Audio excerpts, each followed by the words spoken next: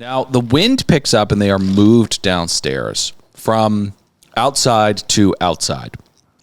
And Glenn is telling a story about a lionfish that fought back. Now, you, I, and pretty much everybody who's a fan of the show knows that this is not a story about a lionfish. This is a story about a woman. Yeah. He needs to tell these stories to burp his conscience, otherwise his heart will explode. That's right. Yeah. And the poison was she actually got her hand on a weapon to start fighting back. $1,000,000%. Yeah. Be it a broken bottle or a fork or whatever it was. But it wasn't a barb, it was a weapon. And it wasn't a fish, it was a victim.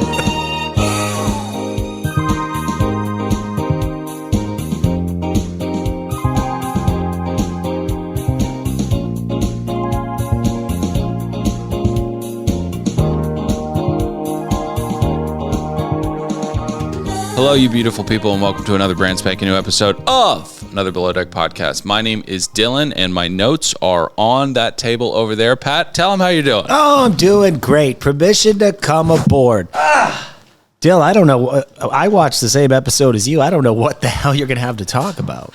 This will be a very short recap. I know we always say that, and then it's an hour and a half long. I think this time it's going to be less than a half hour. So, I take it you didn't like the episode. It's not that I didn't like it. It's just there's not much substance here. I mean, if I can just get into my thoughts. Congratulations to everybody over at The Substance for the Golden Globe nominations. I mean... Did I make fun of that movie on this show? No. Oh. I think you said you weren't a fan. I wasn't a fan. Until I talked to Ruby, and then I understood something a little bit better about the film. You didn't understand that it was very deep. No. I understood what they were going for there. You just didn't get it. No, I got it. I just think the movie, the third act, I think it just throws the whole premise out the window. Well, it's award season. It's movie season. We're talking about all of it at patreon.com/anotherpodcast network. Salt Lake, also another podcast network. This week, Mary Cosby showed up late to a bat mitzvah and kind of like stalked around the proceedings like a golem for a while. Lots of stuff of just a wonderful season at patreon.com/anotherpodcast network. You just triggered a story out of me, Dylan. Hey, Pat, that is my favorite. So when I was walking home from a party at midnight by the way, when I was 14, yeah. 4 shots of espresso in that. So, Daddy, be careful. Okay, I'm going to take it easy because I already had an energy drink. You know what? When I ordered it, I said, this is too much. Who needs 4? Get in the comments, let us know. Is that a ridiculous amount of espresso? Go ahead. It may be. So I'm 14. I left like a camp bonfire party or something. I'm walking home through the woods. Had you hit puberty? Yeah, I think so. All right. And I see this station wagon rocking and rolling in the woods. 2 people having sex. Yeah. So I walk up to it, and it's really heated in there. So I go, I scrub the what heat. A little creep. Yeah, and I just sit there, and I just kind of observe these 2 people having sex. And the girl goes, "Hey, there's a kid watching us." Yeah. And so I got scared. I ran. The guy got in the car in the front seat naked and chased me down. Like I was some kind of... He started the car? He started the car and backed out 100 miles an hour. I ran into the woods. Oh, my gosh. I was like, gosh. Yeah, it's very difficult to chase people in the woods in a vehicle. Mm-hmm. But, when you're all hopped up on nut, you're not thinking clearly, I mean... He wanted to kill me. Yeah. I got away. That's why you have to be in a safe location when you're cracking off. Because it's an extremely vulnerable state. I mean, you can imagine a home invasion during that time of intimacy or something like that. I mean, you're out in the woods in a station wagon. I mean, it's a fair game for passerbyers. Well, it's not a fair game for passerbyers. It's very creepy if you see a car rocking and rolling, right? But it reminds me of that horrifying scene in Zodiac. You remember that scene in Zodiac at the beginning of the movie? Those 2 youngsters are kissing. Oh, so creepy. What a bad guy that guy was. They never got him. I know. What do you call that thing? Cypher? I don't know. All right. So you did not like the episode. I didn't say I didn't like it. I'm just saying. I can't imagine what you could have thought if there's nothing to talk about. Well, I think the show now is starting to suffer from some cast members that are not doing their job. Davidil is a perfectly lovely, weird-looking character, but he's absolutely useless on the show. Okay. Colin was good-looking, liked to party, friends with Gary. They'd like to gossip. And gossip. That's right. He was a gossipy bitch. Yeah. And that's because you haven't responded back to me, Colin. I know you're doing a show in town here with Marcos or a party or something. Anyway, you should probably promote that on our podcast. I heard there's lots of tickets left. Anyway. Can you not voice your frustrations with DM ghosting on this platform? Please, can I ask you to do that? Yes. So anyway, but Colin offered a certain interesting aspect on the show. And I think casting thought, oh, we'll just put Davidil there, some guy who fixes things on the boat and occasionally kind of chimes in like a friendly neighbor on an 80s sitcom. But he does not fill that void. So he's kind of a useless character. Keith, the priest, whatever's going on with that guy. Oh, he's a priest. Also a snorefest and barely on the show. Yeah. It's not that I want a bunch of sex addicts on here because that archetype is pretty tired and boring. You do want that, though. I could just use someone more interesting. Well, I mean, look at the Real World Las Vegas. You know, that was a great season because everybody was a sex addict, you know. Is that Chanel season or whatever the hell she Trishelle. is? Trishelle. Oh, she's so annoying. You know, she was on like 3 reality shows right around that period, and I think she was on Surreal Life. So these were my party days in Hollywood. Oh, my God, was she at every bar and every club, and boy, would she let you know that she was there. Yeah. How? Just always the loudest person in the room. Yeah. Sparklers. Yeah. Walked around with sparklers everywhere. Fun update on guests. You know, I don't know why you reach out to these sea rats, right? You know, and what could come from the correspondence, right? But are we at war with Bravo? We're still at war with Bravo. Okay. I may have a surprise for the Barnacles next week. We'll see if I can put it together. Okay. Keep it a secret for now. It's under wraps. Okay. Because Bravo listens. And they send out memos like, don't respond to another Below Deck podcast. Okay. How many pots do you give the episode? 0. Okay. So you did not like it. Dylan, when the main storyline is those 2 girls in Heat fighting over Chase, there's trouble in River City. I mean, look at these 2. What's better than 3 hot people in Heat? I mean, that's lovely. It's because it's absolutely ridiculous. They live on that Wonder Woman island with all those lesbos, and this is the first time they're seeing a meat popsicle. This is absurd. They're not lesbos. They're Amazonian warriors, okay? There's no men on the island. Yeah, it was pretty homoerotic comic, that origin. Yeah. Well, I liked it. I gave it 4 pots. Let's get into the episode, huh? Okay. So we start off with, I think, the point of contention with you. Chase's kind of hot, thick ass. These women are just drooling over this man. My wife is disgusted by men that have juicy asses. That's one of the things she said that was really hot about me is I have no ass. She doesn't think men should have asses.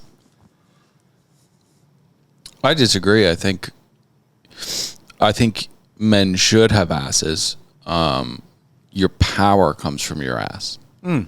Your glutes are really everything in survival and combat. And while it is a rump, a nice round celestial lump is a good thing to grab a hold to and look at, it's really much more practical than meets the eye. So you're taking this from an evolutionary standpoint. Like a woman looks at a male and tall, big arms. She sees this as, I could mate with this person because he protects me and my family. What I'm saying to you, Pat, is when she's doing that ocular pat down, it's not about the arms. You know, the arms are eye candy, and then, yeah, they mean something. But what's really registering in the subconscious mind is that rump. That's what they're looking at, okay? And Cherie's a little bit different. You know, Cherie's been softened by modern society, but I think subconsciously, deep down there, she's still longing for a rump. So I think you should start doing some squats. I mean, she was big into Jonah Hill, right?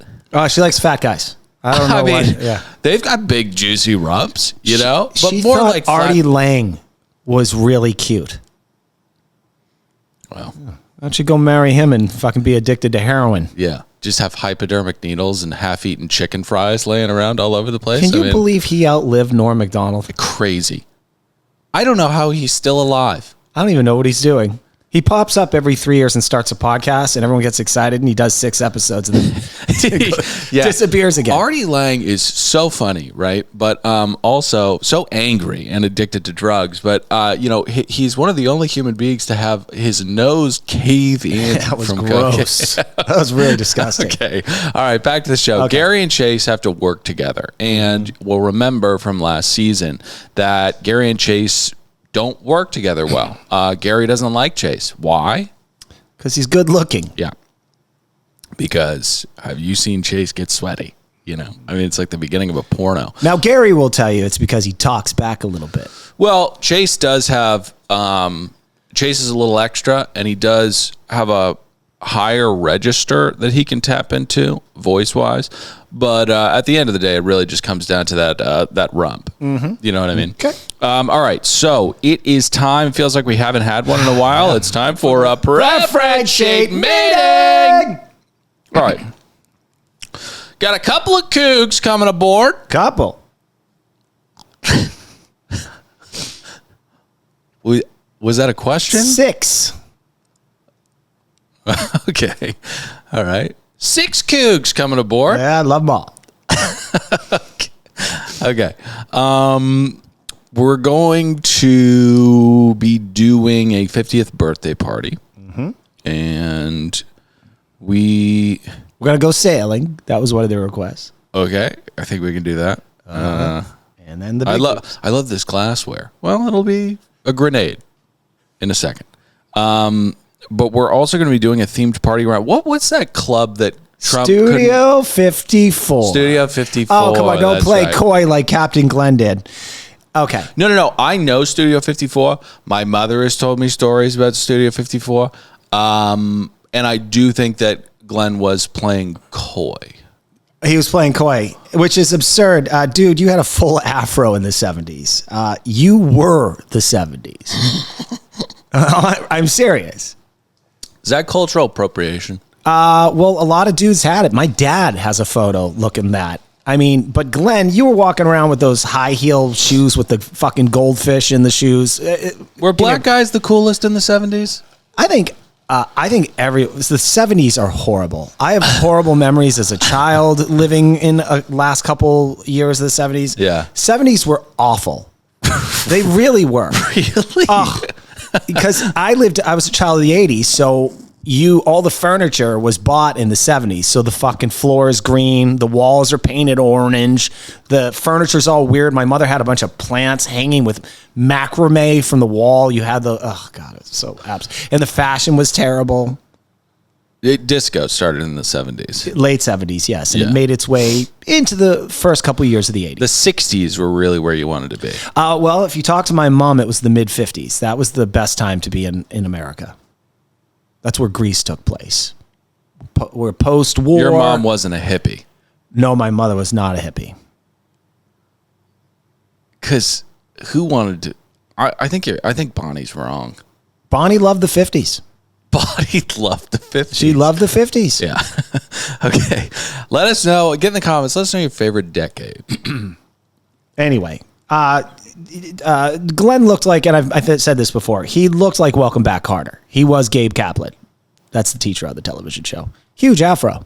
Now, for a white guy. Was the teacher white? Yes. Okay. And Welcome Back Kotter was? The John Travolta main television show before he got Saturday Night Fever. Oh, I thought it was about black people. Nope. It's interesting. Some students in a high school. Okay. All right. Not sure where my wires got crossed up there, but we're going to do a smart cookies, these women. They want midnight snacks. You're going to have to order those ahead of time, put them on the preference sheet meeting. Otherwise, these sea rats are going to tell you to fuck off. They'll serve you 2 courses, a dinner, and tell you to fuck right off. Mm-hmm. We're going to have a boat procession. I think that's when a boat is tragically killed too soon, and then a bunch of, I don't know, we've never seen it before. But anyways, provisions arrive, and Chase is just a thick slab of dick. The women are still just really, really hopped up, and Danny is paying attention. Chase has best in show energy. When they're flirting, a little bit. He's like, you don't have to worry about me. It's the other way around. I have a great time when I go out. He's so awkward, but he's so hot. Well, I think he's playing this perfectly, which is he's putting in the feelers out there that there is a possibility, but then while hinting at, there isn't, playing a little hard to get. No, this is right. He's playing it exactly the right way. Mm-hmm. Good on you. What chapter in How to Close Ass for Less Money is this? Let's see. Well, there's so many chapters that reflect on this topic. And how many chapters are there? 12. 12. Mm-hmm. Short book. Yeah. Mm-hmm. I think it was the chapter called Baiting. I think that was the one that I think would, because you're luring girls in. Sure. Yeah. Do you start the chapter with like a fishing metaphor? No, that one I used The Bachelor, because you can have a really ugly, lame looking bachelor for the show. And because he creates a little thing called competition, right. He is a desired asset. Yeah, that's right. Yeah. Mm-hmm. Well, good for ugly bachelors. So, Cloyce is going to be doing molecular gastronomy. Oh, hello, 2011. They want their food back. Oh, my. It's mango. Gary and Daisy are doing well. Now they're bunking together. She wants him to stop being such a belligerent drunk, right? So she's in a caretaker position for him right now, and it's very platonic. The thing that I noted about this is, and we've had discussions about shoes inside, shoes off when you come to the house. Definite no is shoes on the bed. I mean, what kind of heathen? Yeah. No. Pops their dirty shoes on the bed. And it's disgusting. Yes. Now, Dill, it is worth mentioning, maybe you did touch on this, but I was flipping my page on my notes. Probably didn't. These two are on different pages. Oh, yeah. Daisy is not attracted to him anymore, which is why she can live with him and kind of keep an eye on him because he's a drunk. Yeah. And Gary sees this as a practice run for when they buy a house together and have the white picket fence and start crapping out little baby sea rats. Yeah, white picket fence, babies, mortgage, bunk beds. Mm-hmm. Bliss. They really got to work on their syrups at this place. You see how it just sits at the bottom? Dylan's referring to the coffee. It's too heavy. It's too viscous. I like it so far. As you'll notice, I'm taking it easy. I can feel the caffeine course through my veins. Yeah. I think, since we've been at war with Bravo and since we've been doing our morning recordings, I'll never forgive them for this, by the way. I think the leader of the clubhouse for Patty is probably matcha, right? Yeah, I did. It was green. It was odd tasting, but it is so far of all the offerings that you've brought into this studio, my favorite. You're a big matcha guy because it made you feel like you were back on Kratom. Well, I'll say this. It's something that I'll just have every once in a while. Something special. Pat had a Kratom phase. Mm-hmm. There was a while when we were working at Corolla, there was a Kratom sponsor, and they were just dropping off that was pallets of Kratom. A barrel of Kratom. I couldn't believe it. And the thing about Kratom is you can buy it at a head shop, and if you take 40 of them, it'll make you feel like you're on 4 Xanax. That's right. Yeah. Yes. Crazy. Mm-hmm. So the women arrive. Espresso martinis for 45 plus 5. I don't know why we have such a stigma on age in this country. I know. Maybe it's all over the world. I'm watching this show on Netflix called Later Daters. It's all people in their 50s and 60s going on first dates. You'd be shocked at how fun it is to watch. Yeah. People are getting better looking in their 50s and 60s. When I was a kid, now I look back, I'm like, oh my God, that guy was 40. He looked like a fucking old grandpa. You know what I think it is? People stopped smoking.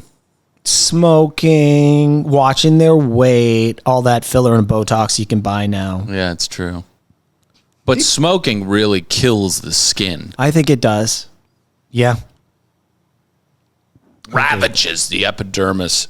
So now, just a couple of sinal or sinusy sounds for you guys. We love to give you guys those sounds. Here is where Deanna says to Danny, I'm horny and I need sex.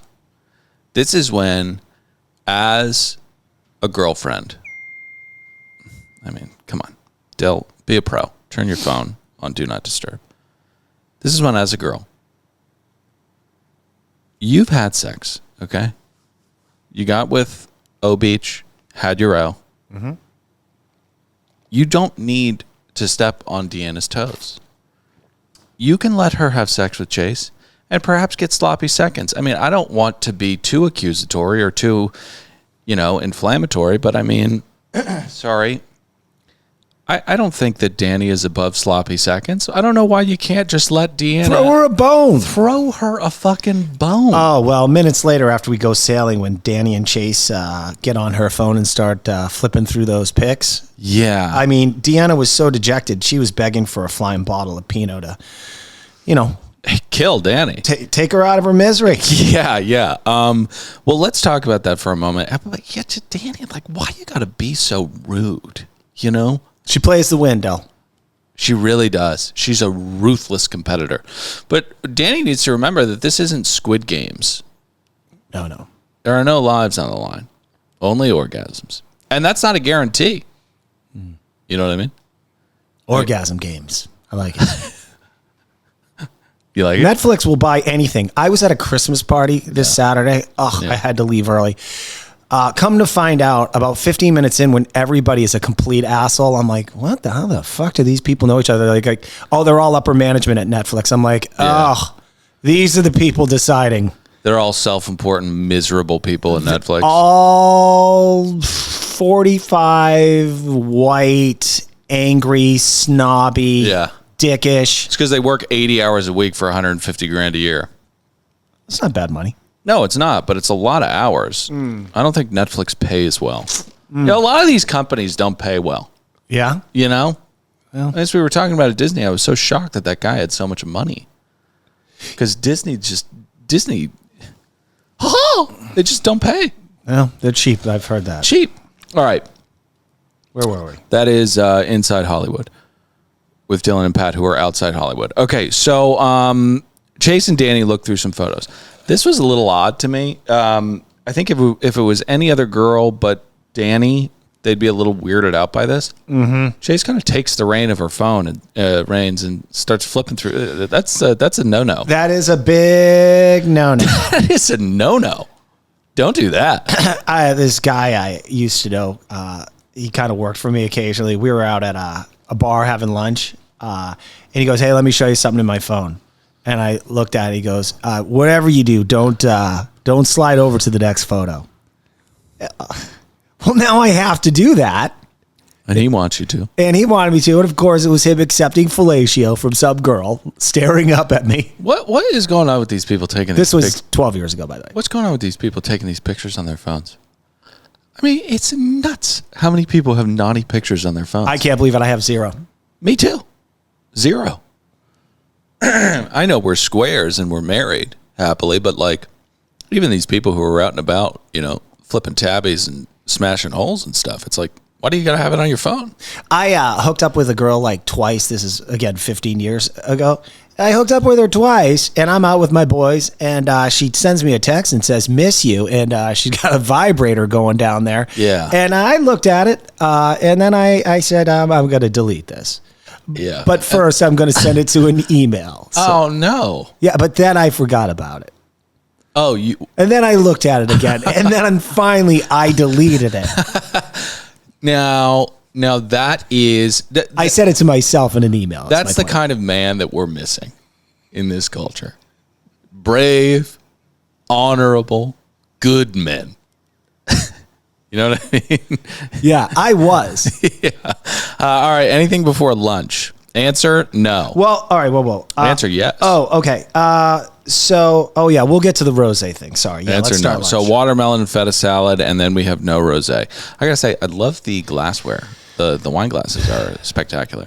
You know what? The wine drinking experience can really be killed by the vessel. Oh, yes. Somebody serves you some fucking thick in a plastic goblet or a plate. I agree. It's just like, my wife will only drink wine out of the thinnest of wine glasses. Yeah. I do want to say this about the rosé. When you do make an order with the Provisions company or whatever, I would put rosé up there as a priority before water. Yeah. Oh, yeah. Big time.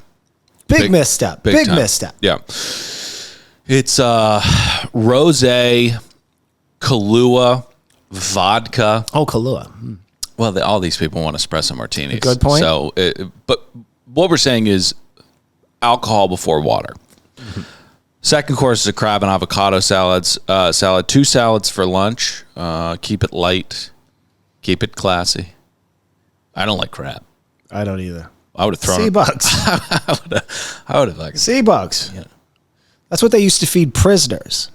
Yeah. I don't want that. Dylan, it's really the only sea bug I like is a shrimp. I think those are disgusting as well. I love a shrimp cocktail. I used to have to devein them at that seafood restaurant I worked at, and you'd pull out, you cut under their belly, and you'd pull this long string of poop. Yeah. And we've talked about it before, and I apologize to kind of indulge in this again, but when I went to college in New Orleans, these crawfish boils, everybody thought they were the best thing since sliced bread. Disgusting. The joke's on you. Disgusting. We're all sitting around this filthy plastic table with newspapers strewn all over the place, eating fucking shit strings out of tiny little sea bugs or worse, mud bugs. It's fucking disgusting. I agree. And I don't like corn on the cob. It gets stuck in my teeth. I hate corn on the cob.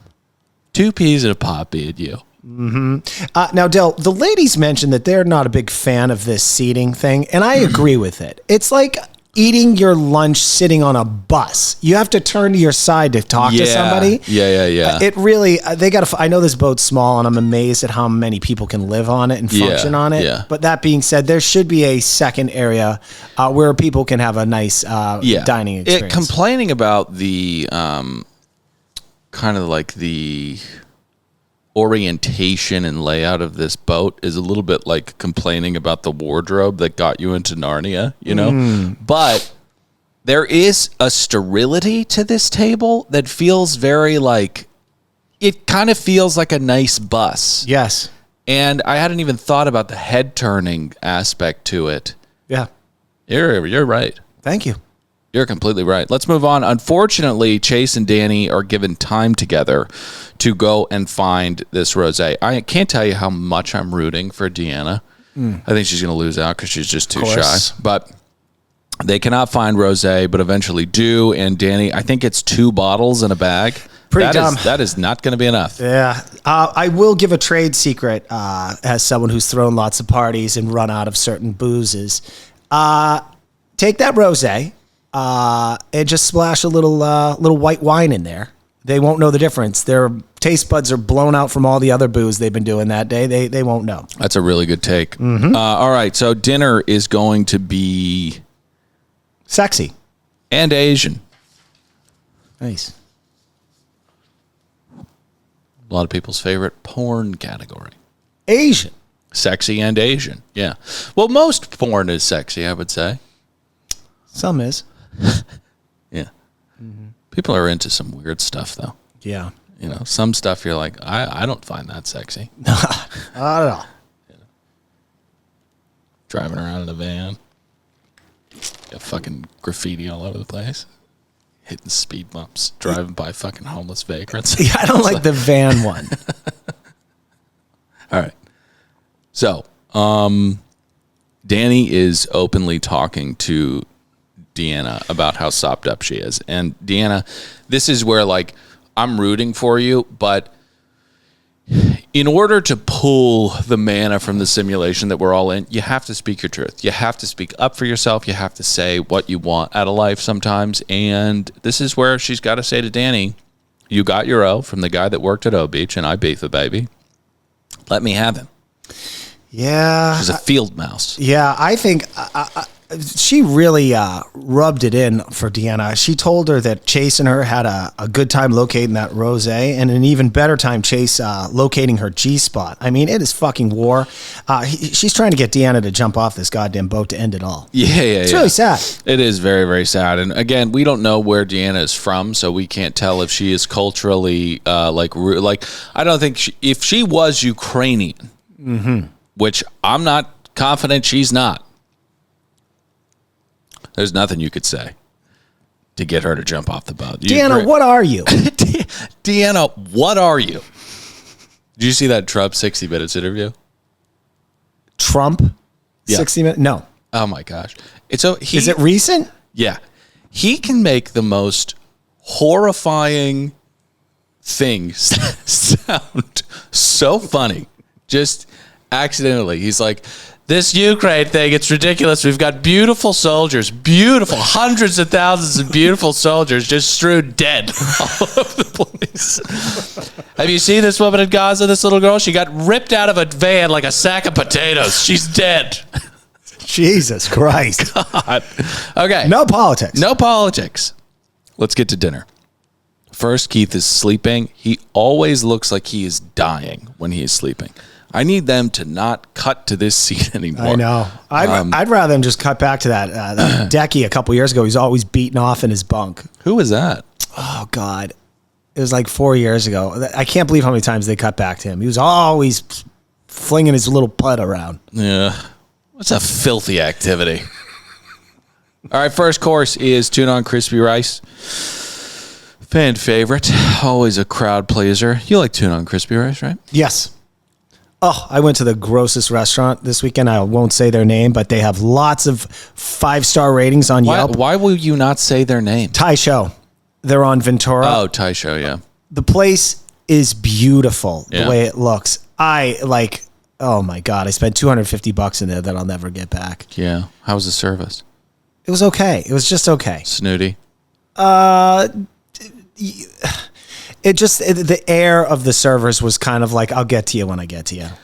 Did they want to get you in and out quick? Was it a quick meal? No, that wasn't the problem. It was just, I think they were perhaps short-staffed, which is always a side the place is going under. What'd you eat? Well, we started out with tuna with crispy rice. Yeah. That was nice. Yeah. And then we had this almost like, it was the oddest kind of salad. It was almost like freeze-dried, and it was dry, and then when it went in your mouth and it met your tongue, the oils were released in it. Those 2 courses were good. Everything else that came after that was absolutely disgusting. Yeah. Yeah. Yeah. We had this rice dish with an egg that you cracked over on top of it, and it had like 3 pieces of God knows what kind of fish strewn about haphazardly. Okay. That made me want to throw up. Okay. Yeah. And drinks? I liked my drink. I had a lychee. pineapple margarita. Okay, there you go. Yeah. 3 of them actually. Okay. That was the bulk of the bill. Actually, they were $20 a piece. Yeah, I would imagine so. Because you could order just a cocktail that every bartender can make for 16, but you saw the specialty cocktails, saw That's pineapple margarita, and ordered 3 of them. That's right. I also hate pork skewers. The waitress recommended that. Yeah, and I couldn't eat one. My teeth touched. Oh, okay. Yeah. So you hate pork skewers. Yes. But the waitress recommended them, so you ordered them even though you hate They them. came with 2 other items on a taster plate. Interesting. Yeah. Am I boring the audience? Forgive me. Yeah, Anyway, well, it was my bad. I asked. All right, so second course is sashimi. One of the women clearly doesn't like raw fish, so he blow torches one plate to an opaque kind of dead quality. It's like a 28 days later kind of fucking sashimi. It's absolutely disgusting. Now, the wind picks up and they are moved downstairs from outside to outside. And Glenn is telling a story about a lionfish that fought back. Now, you, I, and pretty much everybody who's a fan of the show knows that this is not a story about a lionfish. This is a story about a woman. Yeah. He needs to tell these stories to burp his conscience, otherwise his heart will explode. That's right. Yeah. And the poison was she actually got her hand on a weapon to start fighting back. $1,000,000%. Yeah. Be it a broken bottle or a fork or whatever it was. But it wasn't a barb, it was a weapon. And it wasn't a fish, it was a victim. Now, in the meantime, the guests are not at the table, and the cod goes up. Now, Cloyce is pissed, and I couldn't care less. Yeah, me neither. Yeah. Who's at fault here, though? Who cares? Who cares? Who cares? Maybe the audience, though. Okay, the audience might care. Do you think they do? No. I don't think they do. I can't believe we've made it to 35 minutes. I think it's Daisy's fault. But you know what? That guess, Family Feud. Love the Family Feud. The number 1 ass on the board. You know when the board's pretty much filled out. Yeah. And all of the answers have been insane. Yeah. Right? So someone said, assless chaps, and it dung or it dinged, and then jeans was on the board, and they got the point for some reason. Right? And there's that fifth one that hasn't been flipped yet, and you haven't the faintest fucking idea what it is. Me saying Daisy right there was really just me just kind of trying to summon the muses and figure out the answer to this question that I really haven't the faintest fucking idea the answer of. I don't know. I've been watching The Family Feud for a number of years, and a lot recently. And I don't know why people take the game. They should always give it to the other family. Can we say Family Feud, one of the greatest shows on earth? It's creating race wars. Oh, yeah. And has done for such a long time. That's not why it's the greatest show on earth. Oh, okay. That's its only drawback. But, how's Steve doing? Is he still under fire? Well, he's getting in trouble, the way he's talking to contestants, Number one answer. Yeah. Well, at least he wasn't kissing underage women. No. That was Richard Dawson. He was awesome. He was. Yeah, he'd kiss a woman on the lips right next to her husband and her children. You think that's awesome? Well, it was another time. It was a different time. It was the 70s. And 80s. Did he get arrested for anything? No, he got fired because he went and did a movie with Arnold Schwarzenegger called Total Recall, in which he played an evil host of a game show where people die. And he broke his contract, and that put some bad blood. Then the next guy they hired lasted a total of 8 months, and he unfortunately hung himself. Well, stresses of the job, There's a lot of gang taping on that show. That's right. You're looking 6 a day. You're looking at a day with many, many different shows, and when you come face to face with the stupidity of the average American family, there's really nothing to do but kill yourself. I don't want to live anymore. All right, so the last course is a miso cod, and Chloe said that he wanted to play with the colors black and white, which I don't think anybody's really ever said that. Because those aren't, I guess they're colors, but more like the absence of color. Okay, so Danny rats to Daisy. I'm a fan of Danny's professionalism and her gumption, mainly in the arena of men, Yeah. But she there's some stuff here with Danny that I'm just not a big fan of. This did not need to turn into World War III. She basically reported to Daisy that Cloyce was bitching about her, and even odder was when Daisy confronted Cloyce. And I've never seen a conflict resolved this way. He just got really turned on. Yeah, he got really horny. Let me quickly say, 77 pots. No, 69 pots. It was a fine, smooth, uninspired, sexy dinner. Oh, we didn't talk about the dessert, the molecular gastronomy. Yes. Mango congealed egg yolk with, I'm not doing my job right now. What is this fucking dessert made out of? Bunch of chemicals that make... passion fruit from coconut semi-freddo, mango solution. Yeah, I mean, listen. Every restaurant that was doing this hack bag of tricks back in 2010, 2011 is now out of business. Yeah. People want rustic food. People want food with heart. They don't want cotton candy that tastes like a hot dog. It's disgusting. Yeah. Okay? Yeah. It's like a bad Fantasia, So, Daisy and Chloe scream at one another, and he just gets erect, and things peter out very quickly. We get to the next morning. Deanna and Chase get something going. I'm just like, let's go, Deanna. Come on, girl. You're a lap behind, but she might blow a hamstring. We have debates with coffee. It was like Goldilocks and those 3 goddamn bears. Oh, this is too cold. Oh, this is too hot. Oh, This is too sweet. Oh, this one tastes like sweaty feet. I talked about it with the great Sam Tripoli on Conspiracy Social Club, but Goldilocks, just a horrible woman. Horrible woman. Imagine breaking into someone's home and then being snooty about the temperature of the porridge that's left out for you. Yeah. Just eating bites of all of it. I mean, make yourself at home, bitch. You know? I mean, it's disgusting. Oh, the only streaming service you have is Netflix? Yeah. Oh, I'm going to have to sign in to Peacock? Awful. Davide notices something that he can fix and someone gets stung by a jellyfish. Now, we hear over the walkie-talkie noises of anguish. They piss on her leg and everything's fine. Now, the end of the episode happens with Daisy, Danny, and Chase. I love how they do this now with the credits rolling, almost as though it doesn't matter. Yeah. But It's the only good thing that happened in the episode. I'll set up the scene here. Yeah. Everyone that works on the boat is in the galley, and Danny's just sitting there minding her own business. And Daisy points at her in front of everybody and says, "Hey, did you guys all know she's a hoe?" Yeah. And Danny's pissed about this, right? Danny's rather upset about this because Daisy did not need to do this. I'm a fan of it because I'm rooting for Deanna, but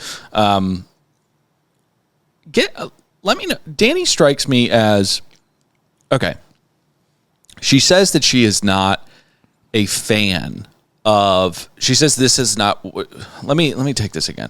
She's not friends with a lot of girls. This is why she's not friends with a lot of girls. Uh-oh. And I think one of the reasons why she's not friends with a lot of girls is because she's a pick-me. Now, I don't understand what that word means. So get in the comments, let us know if she is in fact a pick-me. But Danny's sex and love addiction seems to override any code or allegiance or friendship or loyalty that she could have with the same sex. So I think that the main reason why she's not friends with other women is because she doesn't give a fuck about other women and only cares about the golden goose, right? So anyways, we'll see what happens next episode. Get in the comments, let us know. What's your favorite decade? Have you been to Studio 54?